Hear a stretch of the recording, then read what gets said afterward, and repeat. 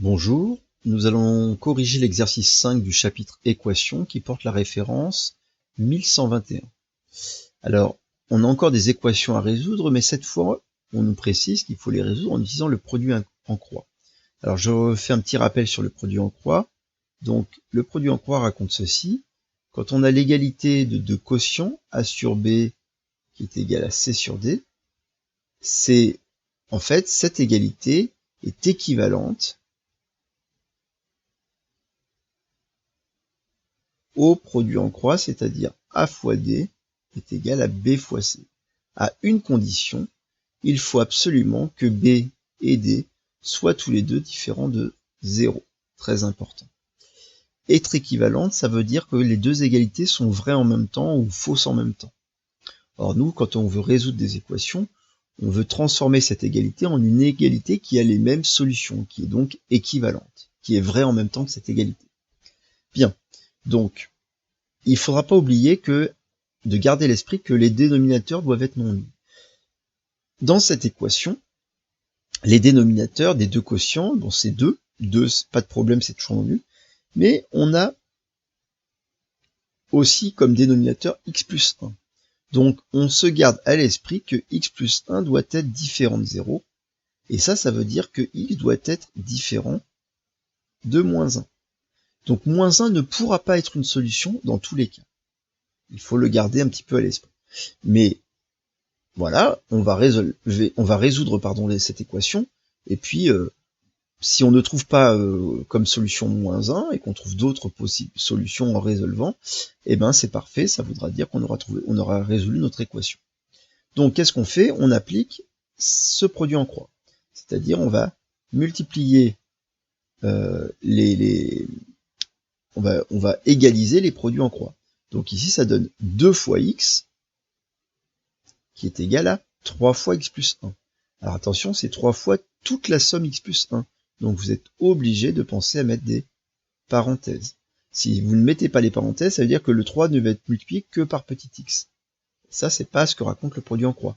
Le produit en croix, il dit bien que c'est le produit de b fois c. D'accord? B fois c, c'est bien... voilà, le c est multiplié par l'ensemble b, pas seulement par une partie. Donc maintenant, on retrouve une petite équation comme on les a déjà résolues.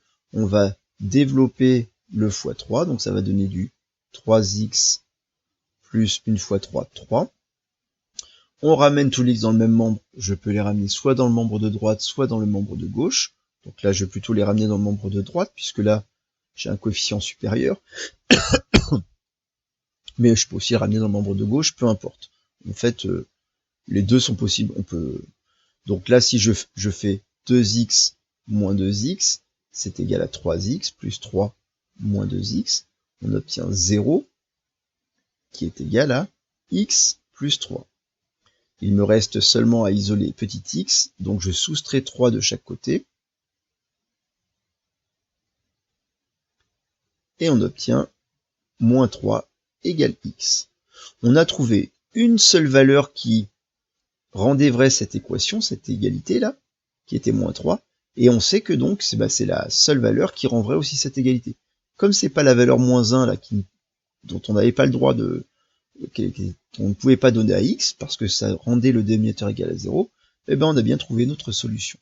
Donc, la solution de l'équation est moins 3. Petit b. De la même manière, on a l'égalité de deux quotients, donc on va passer par le produit en croix, mais on doit quand même se rappeler que 3x moins 2 doit être différent de 0. 7 aussi, mais 7, on sait que ça l'est tout le temps. Alors que 3x moins 2, pour que ce soit différent de 0, il faut que 3x soit différent de 2. Vous faites le même raisonnement que pour les petites équations. Et donc que x soit différent de 2 tiers. 2 tiers ne pourra pas être une solution si jamais, quand on résout l'équation, on tombe sur la valeur 2 tiers. Il faudrait l'exclure. Vous verrez en seconde des cas où on retombe sur 2 tiers par exemple, et donc on dit ah ben non, ça c'est pas possible. Donc maintenant on peut appliquer le produit en croix. Donc on sait que 7 facteur de 2x plus 1, on n'oublie pas les parenthèses, est égal à 5 facteur de 3x moins 2. On va développer de chaque côté, donc ça va nous donner 7 fois 2x, 14x, plus 7 fois 1, plus 7, est égal à 5 fois 3x, 15x, plus 5 fois moins 2, moins 10. Je vais soustraire 15x de chaque côté, je pourrais soustraire 14x, ça dépend. Bon là, pourquoi pas faire changer un petit peu. Donc ça va faire 14x plus 7 moins 15x est égal à 15x moins 10 moins 15x. Les 15x s'annulent, 14x moins 15x, c'est égal à moins x. Donc on obtient moins x plus 7 est égal à moins 10. On soustrait 7 de chaque côté, moins x plus 7 moins 7 est égal à moins 10 moins 7. Ça nous donne moins x est égal à moins 17. Donc, attention, on n'a pas terminé, puisque quand vous arrivez à moins x égale moins 17, vous n'avez pas isolé x, vous avez isolé moins x. Or, c'est la valeur de petit x qui nous intéresse. Il y a deux manières de voir les choses. Première manière de voir les choses, de se dire que ce moins là, c'est comme un petit coefficient moins 1, c'est comme une multiplication par moins 1. Autrement dit, on peut diviser par moins 1 de chaque côté. Et divisé par moins 1 de chaque côté, ici, moins x sur moins 1, ça donne x. Moins 17 divisé par moins 1, ça donne 17. Ça, c'est une manière de voir les choses. Une autre manière de voir les choses, c'est de se dire, cette égalité, elle dit que l'opposé de x, c'est moins 17. Si l'opposé de x, elle est égale à moins 17, ça veut dire que x, c'est l'opposé de moins x, et x, ça va être égal à l'opposé de moins 17. Et l'opposé de moins 17, c'est égal à 17. Autrement dit, c'est un peu comme un passage à l'opposé de chaque côté. Passage à l'opposé. Puisqu'on veut l'opposé de moins x. Dans tous les cas, on a trouvé une seule solution qui était 17. Ce n'est pas 2 tiers.